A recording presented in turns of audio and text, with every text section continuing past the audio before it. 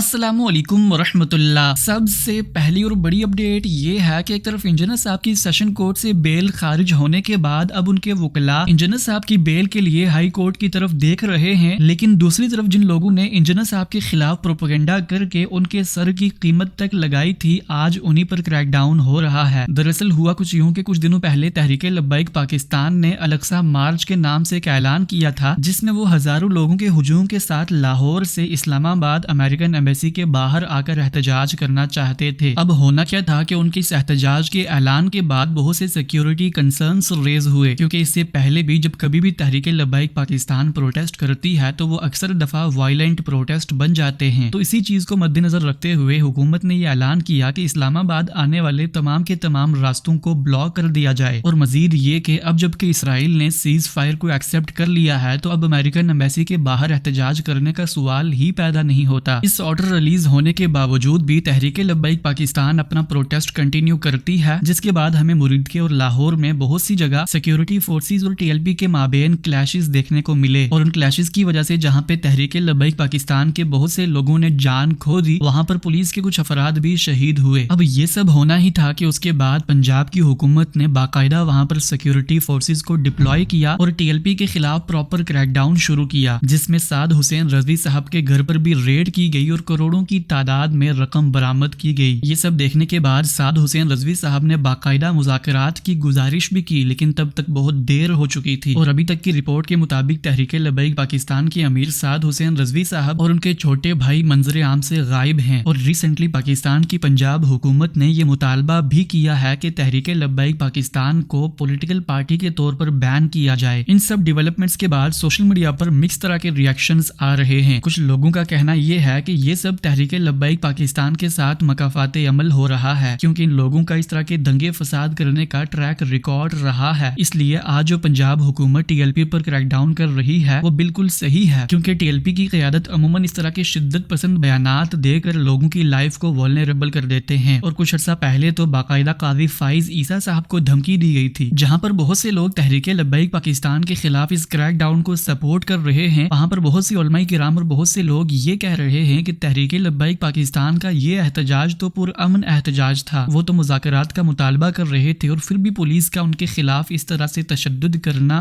ظلم ہے۔ اور انہی لوگوں میں بہت سے لوگ ایسے بھی ہیں جو اس بات کو ایکنالج کرتے ہیں کہ ماضی میں ٹی ایل پی نے بہت سے وائلنٹ پروٹیسٹ کیے ہیں، لیکن یہ والا احتجاج ان کا پرامن احتجاج تھا۔ بہرحال اس کے حوالے سے آپ تمام بھائیوں کی کیا رائے ہے؟ کہ آپ کو یہ لگتا ہے کہ ٹی ایل پی کے ساتھ مکافات عمل ہو رہا ہے، یا پھر آپ بھی ہماری طرح دعوت اسلامی کے امیر مولانا الیاس قادری صاحب کی طرح خاموش رہنا ہی مناسب سمجھتے ہیں؟ نیکسٹ اپڈیٹ یہ ہے کہ ریسنٹلی ابھی حال ہی میں حسن الیاس صاحب نے اعزاز سید صاحب کے ساتھ پروگرام میں یہ فرمایا کہ انجینئر صاحب نے جیل میں جا کر بھی فرقہ پرست علماء کرام کے کردار کو ایکسپوز کیا ہے۔ آپ کی نظر میں ذاتی طور پہ انجینئر محمد علی مرزا کا جو کیس ہے، ظاہر ان کا بھی بڑا ایک انفلوئنس ہے نا مذہبی لوگوں کے اوپر، وہ جنون ہے یا کیا اس میں سقم کیا ہے یا پرابلم کیا ہے؟ میں آپ سے ایک بات عرض کرتا ہوں، انجینئر مرزا صاحب اس ملک میں ایک میسج کو لے کے اٹھتے تھے، اور ان کا جو موٹو تھا وہ یہ تھا کہ یہ فرقہ واریت کی جو یہاں پہ آگ لگی ہوئی ہے، اور یہ لوگوں نے جو اپنے قصر تعمیر کیے ہوئے ہیں، اور لوگ جنونیت ہے، جذباتیت ہے، مسلک پرستی ہے، اس کا خاتمہ ہونا چاہیے۔ میرا خیال ہے کہ اس آدمی کی سب سے بڑی کنٹریبیوشن یہ ہے کہ اس نے جیل میں جا کر بھی اس پوری چیز کو ایکسپوز کر دیا۔ اس کا جو نقطہ نظر تھا نا وہ 100% درست تھا۔ یعنی اس ملک میں آپ ہزار اختلاف کریں انجینئر صاحب سے، بھائی ان کا طرز تخاطب بہتر ہونا چاہیے تھا، ان کا اخلاق بہتر ہونا چاہیے تھا، انداز ایسا ہونا چاہیے تھا، بٹ اس آدمی کا جو بیسک نیریٹو تھا کہ یار ان لوگوں کی اس ملک میں معذرت کے ساتھ یہ لفظ استعمال کر رہا ہوں میں، کبھی اس طرح کا بدماشی ہے، یعنی یہ مسلکوں کے نام پر، فرقوں کے نام پر یرغمال بناتے ہیں ریاست کو، اداروں کو، تو اس آدمی نے اپنے آپ کو قید میں دے کے جیل میں بیٹھ کر بھی وہ ابھی تک ان سب کو ایکسپوز کر رہا ہے۔ آپ سوچیں جو کوئی اسلامی نژادی کونسل نے کیا، یہ کام میں اور آپ فلسفی کی سطح پہ کبھی دنیا کو نہیں سمجھا سکتے تھے، ریاست کو بھی نہیں سمجھا سکتے تھے۔ اس آدمی نے جیل میں جا کر بتا دیا کہ یہ وہ چیز ہے جو میں تم لوگوں کو بتا رہا تھا کہ یہ کچھ ہونے جا رہا ہے اور یہ کچھ ہو رہا ہے۔ تو ان کے ساتھ جو کچھ ہوا ہے، میں آپ سے عرض کرتا ہوں کہ علم، عقل، قانون اور اسلامی فقہ، یعنی اس معاملے میں تو ہم جو ہمارا ٹریڈیشن ہے اس سے بھی کئی کلومیٹر آگے نکل چکے ہیں۔ بھائی دنیا میں صرف ہم مسلمان نہیں ہیں، 57 اسلامی ممالک ہیں،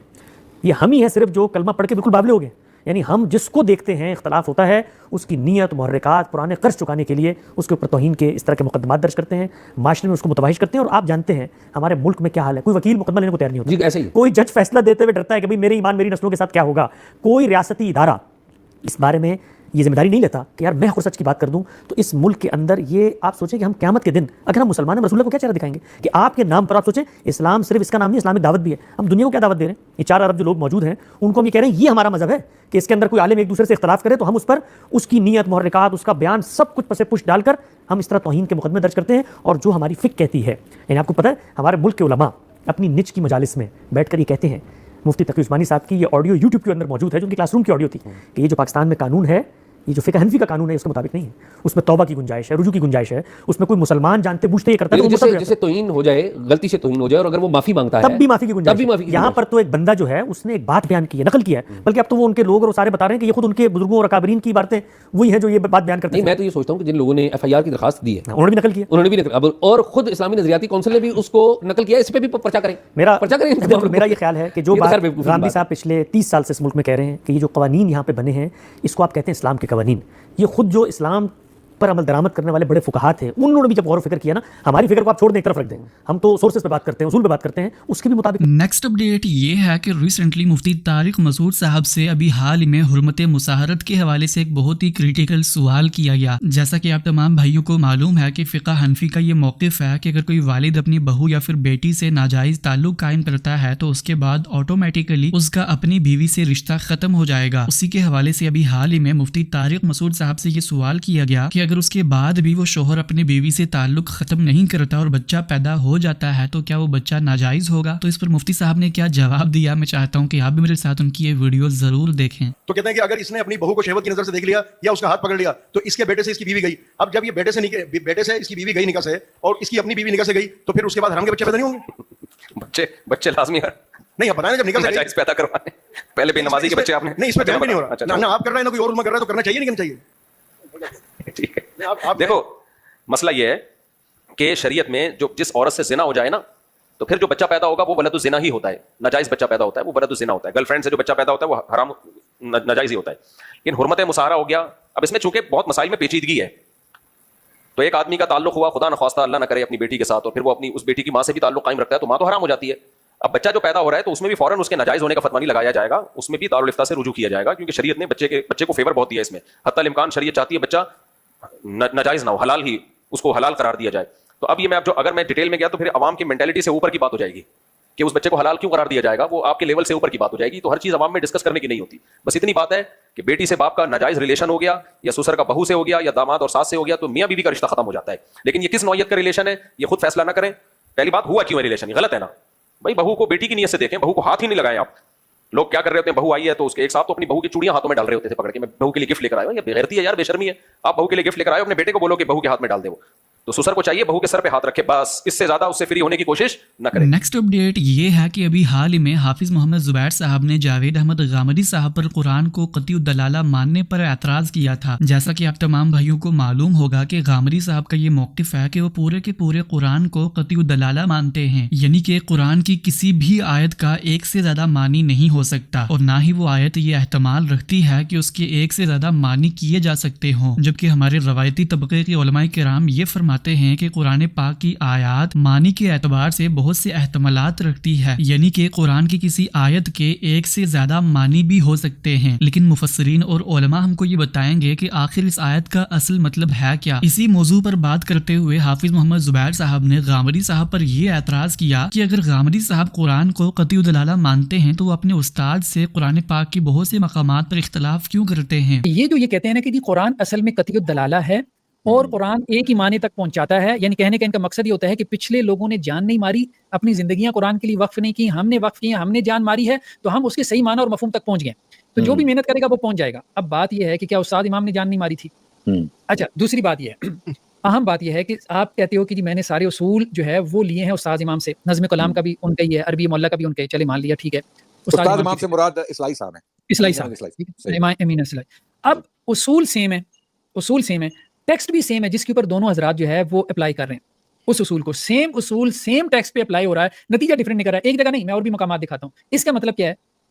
اس کا مطلب یہی ہے کہ اصول ہی غلط ہے. حافظ محمد زبیر صاحب کے اسی اعتراض پر ابھی حال ہی میں حسن الیاس صاحب نے پوڈ کاسٹ کے دوران جواب دیتے ہوئے یہ فرمایا کہ قرآن کے قطعی دلالہ ہونے کا مطلب یہ ہے کہ قرآن کی آیت کا ایک ہی معنی ہوگا. وہ معنی کیا ہے وہ تو انسانوں نے بتانا ہے, تو انسانوں کے بتانے میں استدلال میں خامی کوتاہی ہو سکتی ہے, لیکن قرآن کے حوالے سے ہرگز یہ بات قبول نہیں کی جا سکتی کہ قرآن کی کوئی آیت ایک سے زیادہ معنی کے احتمالات رکھتی ہو. آپ لوگ بھی یہی موقف رکھتے رأینا صحیح و یحتمل الخطا. ہاں بالکل پھر قطعی الدلالہ کی تھا وہ نہیں, اللہ کی کتاب کے بارے میں قطعی دلالت کی بات ہو رہی ہے, میری رائے کے بارے میں کتاب کے بارے میں, کتاب سے جو آپ کو فہم حاصل ہاں تو میرا فہم تو خدا کی کتاب نہیں ہے نا بھائی, تو اس کو قطعیت وہ قطعی نہیں ہے, ہرگز نہیں ہے. میرا فہم جھگڑا کیا پھر آپ میں باقیوں میں, جھگڑا یہ ہے کہ اس آیت کی ایک متعین تعویل ہوگی, اس کو آپ چیستان نہیں بنا سکتے. جب اللہ کے ہاں وہ ایک متعین معنی تک پہنچاتا ہے تو اس کی ایک تعویل آپ نے کرنی ہے. وہ آپ کی ہو سکتی ہے, وہ میری ہو سکتی ہے, میری غلط ہو سکتی ہے, آپ کی صحیح ہو سکتی ہے. تعویل ایک ہوگی اور وہ اس کی قدرت رکھتی ہے. وہ جب تک ایک متعین تعویل نہیں دے گی تب تک وہ میزان نہیں بن سکتی. باقی لوگ کیا کہتے ہیں حسن صاحب؟ باقی لوگ یہ کہتے ہیں کہ قرآن مجید کی آیات کے متعدد مفاہیم ہو سکتے ہیں. لغت میں ایک لفظ کے کئی معنی ہیں. کلام آپ کو ایک معنی تک پہنچاتا ہے یا نہیں پہنچاتا؟ تو لیکن ایک آدمی کو وہاں پہنچا رہے ہیں, ایک آدمی کو وہاں پہنچا رہے ہیں, تو ایک وقت میں پہنچا رہا ہے, ایک وقت میں دو جگہ نہیں پہنچ سکتا. وہ ایک وقت میں یا تو اس کو ماننا پڑے گا کہ کلام کا اسٹریس نجینا شروع ہو رہا ہے. ہائزنبرگ کا پرنسپل آف انسرٹینٹی پڑھا رہے ہیں ہمیں. وہ بیسکلی یہ کہہ رہے ہیں کہ آپ ایک چیز کو مانتے رہیں, پھر اگر آپ کو بعد میں لگے کہ شاید یہ غلط ہو سکتی ہے, آپ نے تحقیق کی اور پھر وہ چینج ہو جائے گی. اور اس میں لوگ حق کے تعدد کے قائل نہیں رہیں گے, پھر حق ایک ہی ہوگا. ہاں تو اللہ کے نزدیک ہے ان اللہ کلام قطعی الدلالہ ہے, ان دا شگری نہیں ہے. بھائی شگری صاحب تو میرا فہم سن رہے ہیں, آپ کا فہم سن رہے ہیں. شگری صاحب یہ تو کہہ جھگڑا کیا بچا, جھگڑا بچا نا بھائی, جھگڑا بچا. جب تک آپ اس کلام کو قطعی الدلالہ نہیں بنائیں گے اس وقت تک خارج سے آ کر